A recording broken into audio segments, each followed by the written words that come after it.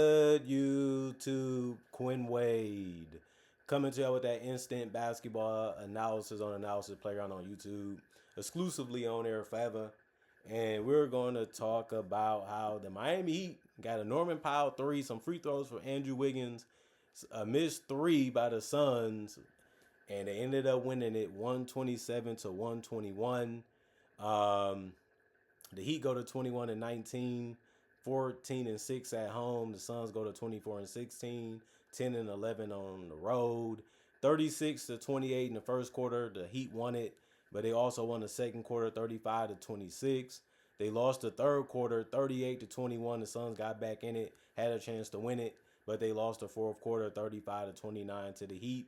Royce O'Neal for the Phoenix Suns, the only starter to not get in double figures in points in 32 minutes, but every starter got a rebounder more, assist or more, besides Dylan Brooks. But they all did get a steal or more, and that's a hard thing to do as a basketball team, even though they all ended up playing a good amount of minutes. Royce went 3 of 10 from the field and 2 of 8 from 3.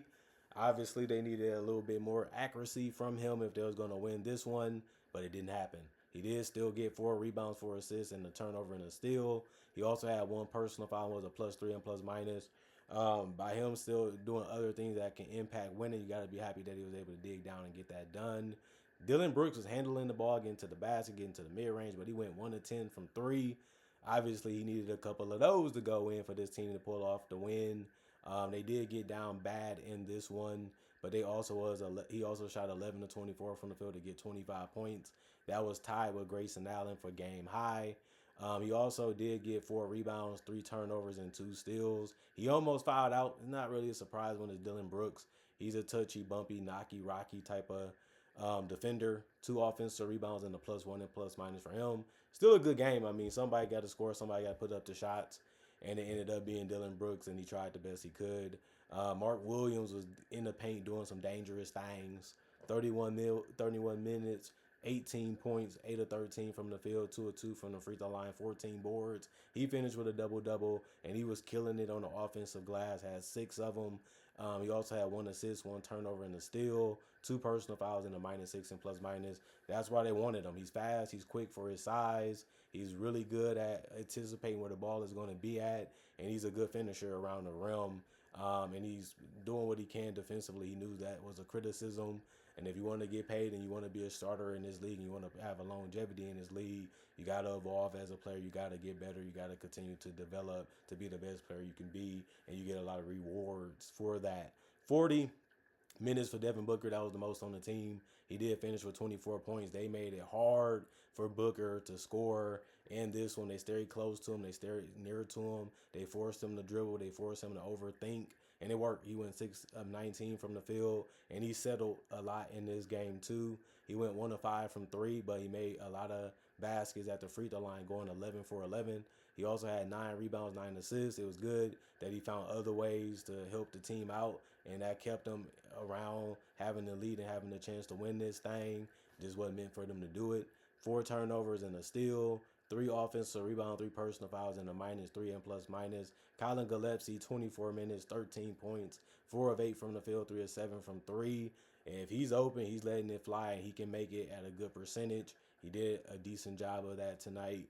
2 of 2 from the free throw line, 5 rebounds, 1 assist, 2 steals, 2 personal fouls, and +8 and plus minus for him. And he did have a good game. Also, Iguodala had a nice board in this one. He finished with 3 offensive rebounds. That was all his rebounds. He also had 3 points in 16 minutes. He was 1 of 2 from the field, 1 of 1 from the free throw line. That's how he got it. He also had 3 assists and a turnover. He had 1 personal foul, was a -3 and plus minus. Ryan Dunn hit a splash 3, and that was all he did besides miss another one. Other than that, he played 16 minutes and had a rebound, 2 assists, no turnovers, 1 offensive rebound, 3 personal foul, -12 and plus minus. Nate Richard played a couple seconds, didn't do anything because of that. And Grayson Allen played 27 minutes. That was the most off the bench, hit the most shots. Also off the bench and had the most points. Off the bench, 2 with 25. He went 9 to 19 from the field, 6 to 14 from 3, and 1 to 1 from the free throw line. He also had 4 rebounds, 1 assist, 2 turnovers, and 2 steals. 1 offensive rebound, 3 personal fouls, and a -2 and plus minus. And everything he was able to give them, especially offensively, was one of the reasons why they had a chance to win. He had an enormous game off the bench, and nobody else really else had it, so he needed to do it. Jordan Goodwin, 17 minutes. You would have thought that he would have exploded too, or had double figures in points. He didn't get it because he went 1 of 5 from the field and 0 of 2 from three. He also had 4 rebounds, 1 assist, no turnovers, 1 steal, 1 block, 2 offensive rebounds, 2 personal fouls, and a minus 16 and plus minus by the end of his game. And then the Heat, you know, they didn't play a perfect game, but they really had things going. They was reading the defense the right way. They was playing a team game of basketball, and it ended up being the right way to play because that's what the Suns do too. Both of these teams got some similarities of what they're trying to do and how they're trying to do it and how they go about playing defense. But the Heat was the better team tonight. Andrew Wiggins, 29 minutes, 8 points. He went 2 of 11 from the field and 0 of 5 from three, but he went 4 of 4 from the free throw line. The free throws that he did may put the game out of reach for the Suns to be able to win it. So he had to do that for them to make sure they got a good win. Everybody in the starting lineup did have a rebound or more, assist or more, and a steal or more, just like the Heat. But the bench also had a rebound or more too for the Heat. At the end of the day, he had 2 steals, 2 offensive rebounds, 3 personal fouls, and a plus 11 and plus minus. Bam Adebayo, 32 minutes, 29 points. That was the most in the game. You don't really see Bam have nights like this. You would hope that he will have more like nights like this, but it was meant to happen this one. He went 11 to 15 from the field, 4 or 6 from three. He also went 3 or 4 from the free throw line. Just took really easy shots throughout the game. They gave him space. They gave him room. He was able to create that by moving without the basketball and just applying some defense and just being in at the right spot at the right time, and then just finishing the way that he needed to get those type of points. At the end of the day, he had 9 boards. That was the most on the team. He also had 4 assists, 1 turnover, 2 steals, and a block. He had a nice block where they thought it was going to be a good look, and he came out of nowhere and just got it. The steals helped also as well. 3 offensive rebounds, 3 personal fouls, and a plus 9 and plus minus. Norman Powell, 32 minutes, 27 points, 10 of 18 from the field, 4 of 10 from 3, 3 or 4 from the free throw line. 4 rebounds, 3 assists, 1 turnover, 1 steal, 5 personal fouls. Yeah, he almost fouled out of this one, but he also hit the corner 3 that really gave them the lead, and gave him a little bit of a cushion. Plus 13 and plus minus for Norman. They need everything he can give them offensively because sometimes they can get stagnant. Sometimes they can look a little stuck and cluttered on the offensive end. But he's a guy that you can give him the basketball and he can figure out how to get it to the basket or get it in the basket.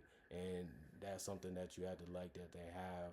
Davion Mitchell, 19 minutes. He also had 9. He had ended up having 9 points. He was 4 or 6 from the field, 1 or 2 from 3. He had 3 rebounds, 6 assists, 1 turnover, 1 steal, 4 personal fouls, and was a plus 9 and plus minus. Good game. You know, he didn't have a spectacular game or a crazy game. He just had a solid one. And sometimes that's all you need them to do, is go out there, defend, make the right play, make the right decisions when you can, and hit the open shots, or, you know, just play within the system. Tyler Hero, 39 minutes. That was the most on the team tonight. He did have 23 points. He actually had 18 shot attempts, just like Norman, which was tied for the most on the team. He had 8 field goals that he made out of the 18. He also went 2 of 8 from 3 and 5 of 6 from the free throw line. I still want to see how this Davion, Norman, Heroes team is going to look and how they're going to play and what they're really going to be able to do. We haven't seen enough of it, but it's going to be something interesting to watch. Other than that, 2 rebounds, 3 assists, 4 turnovers, 1 steal, 1 offensive rebound, 1 personal foul, and was a plus 4 and plus minus. Jaime Jaquez has been really good off the bench. 31 minutes, 16 points, 7 to 16 from the field. He missed every 3 though. 0 of 4 there, 2 of 2 from the free throw line, 4 rebounds, 8 assists. The 8 assists was the most off the bench, and it ended up being the most in the game for the Heat, which is always a good thing. And he also made that dagger pass that really helped them seal the game after the Wiggins free throws. And then a block for him, 2 offensive rebounds, 2 personal fouls, was a plus 10 and plus minus. I like his style. He's not in a rush. He's not trying to overthink things. He knows what the defense is trying to do. He has good counters, and it's mainly because he keeps his dribble alive and he uses good strength and just good footwork, and it works out for him more times than not. Nikola Jovic, 6 points. 6 minutes. He only had 1 point. because he went 1 to 2 from the free throw line. He did have 3 rebounds, 2 turnovers, no personal fouls, and was a -2 and plus minus. Khalili Ware was able to splash in 2 threes, but he also got some baskets around the rim. 16 minutes, 10 points, 5 rebounds, 1 assist, no turnovers, 1 steal, 1 offensive rebound, 1 personal foul, -3 and plus minus. Drew Smith, 9 minutes, 2 points. He made his only field goal. He also had a board and a turnover. 1 personal foul, was a -19 and plus minus. And then Pelly Larson played 27 minutes, but he only took 1 shot, but he made it. He finished with 2 points, 3 rebounds, 2 assists, no turnovers, 2 personal fouls, and was a -2 and plus minus. And team comparisons, 92 shots by the Heat, 52%. 102, they took 10 more shots than the Heat, but they only made it at 43%. 48 threes, 29% for the Suns. 38 threes for the Heat, 34%. 22 free throws, 82% for the Heat. 20 free throws for the Suns, they made it at 95%. That was really good. That kept them in the game. 41 rebounds for the Heat, 48 for the Suns. 28 assists for the Heat, 22 for the Suns. Both teams had 12 turnovers, but the Heat had 8 steals. The Suns had 10, but the Heat had 2 blocks. The Suns had 1. 9 offensive rebounds for the Heat, 18 for the Suns. 32 defensive rebounds for the Heat, 30 for the Suns. 22 personal fouls for the Heat, 22 also for the Suns.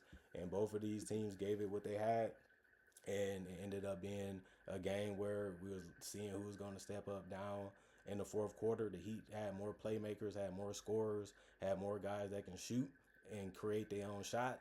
And the Suns had to find ways to move the basketball and take some tough ones. And they had to work for their basket more than the Heat had to. You got to give credit to Heat in how they played defense and how they was able to communicate and how they was able to make the Suns work for it, even off the dribble. And even when they wanted to pass, they was trying to find ways to close out good. So this was a game where the Heat just played a little smarter, a little harder, and they ended up playing basketball that makes more sense when you're trying to slow down the team. And the Suns was just stuck sometimes, and they were just trying to figure out where to go, what's next, what's going to happen, and they just couldn't do it good enough to beat the Heat in the fourth quarter and in the game in general. Comment, like, subscribe, share. Hit the notification bell to get the analysis when it first come out. Y'all stay blessed up. Y'all stay good. Peace. And I'll see y'all later today, hopefully with more analysis.